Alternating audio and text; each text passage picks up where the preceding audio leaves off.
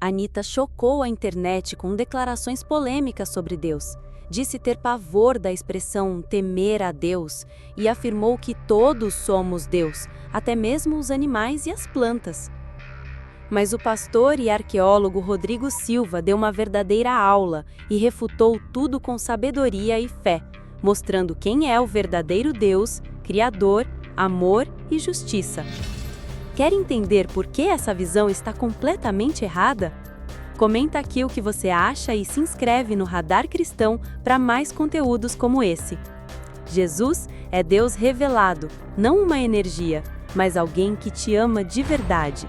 Então antes eu tinha essa visão de Deus, né? O Deus julgador, que não pode, isso é feio, isso é bonito.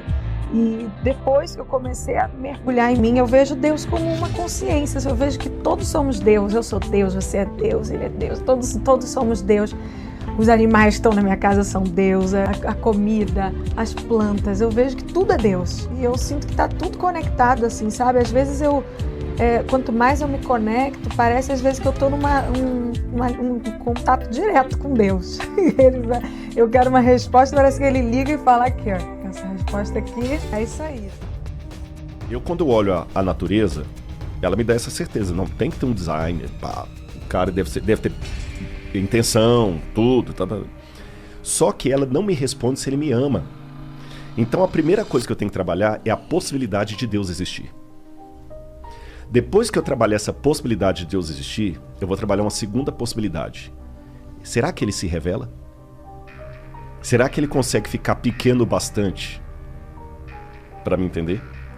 Aí que eu começo a buscar na história das religiões por que aquele livro chamado Bíblia Sagrada é realmente a palavra dele ou não.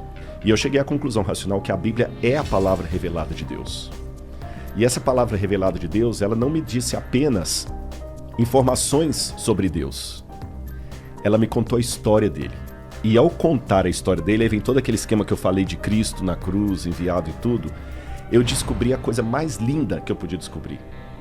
Que Deus, ele responde à minha ansiedade contraditória. O Karl Rahner, que é um teólogo formidável, católico, morreu nos anos 70, Karl Rahner chamava de transcendental, existencial transcendental. O que é isso? Santo Agostinho dizia, existe um vazio com forma de Deus no coração humano. E nós nascemos com essa projeção para o transcendente. Porque se Deus criou o universo, ele tem que ser muito maior do que o universo. Veja, ele não pode nem pensar, nem raciocinar. Ele sabe. Ele não raciocina. Ele é. Ele é muito... Não tem nem como imaginar Deus. Você tá entendendo? Qualquer coisa que eu falar dele, eu vou falar do que ele não é, porque o que ele é ninguém sabe. Eu preciso desse Deus supremo para fazer sentido com a criação do universo e tudo que eu tô falando com você, senão ele vai ser Odin, vai ser o pai de Thor. Mas por outro lado, ao mesmo tempo que eu preciso dessa imagem grandiosa de Deus, caramba, eu falei da minha depressão, acho que já tá na hora de eu entrar nesse assunto. Há momentos em que você quer ser abraçado por Deus. Mas como é que você pode abraçar o transcendente? Como é que a eternidade pode caber no meu coração? Ele é tão grandioso. Aí eu descobri uma coisa. O Martinho Lutero dizia o seguinte: os homens usam máscara para esconder o rosto deles. Deus é tão grandioso que ele usa uma máscara para se revelar. Porque a maneira de Deus se mostrar é se escondendo. Então, de novo, vou contar outra historinha. Um camarada tinha um aquário com aqueles peixes com água salgada do mar. E toda hora que ele ia colocar a comida ali, os peixes fugiam dele. Que saco, eu gasto um dinheirão e tudo. Aí o colega falou, pai, só tem um jeito desses peixes não fugirem, eles têm que comer, isso é muito grande pra eles. Ele falou, qual que é o jeito? Ele falou assim, se você virar peixe e entrar aí dentro. Deus se encarnou. O evangelho de João começa, o grego é muito lindo, não é para exibir, né? Que João fala assim, enarren hologos, kai hologos en prostonteon. No princípio era o verbo, e o verbo estava com Deus, e o verbo era Deus. E o verbo se fez carne e habitou no meio de nós. E vimos a sua glória, glória como do unigênito do Pai. Então Cristo é Deus em forma humana, de uma maneira que eu possa abraçá-lo. Paulo fala que ele se esvaziou, kenosis.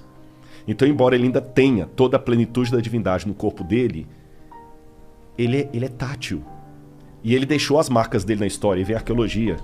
Eu fui lá, eu vejo as coisas. Ele passou na história, ele deixou o testemunho, o rastro dele ficou aqui. O DNA, entre aspas, né? Ficou aqui. E quando você se apega a essa fé que é racional, porque se não for uma fé racional, ela é crendice, é fideísmo. Soren Kierkegaard.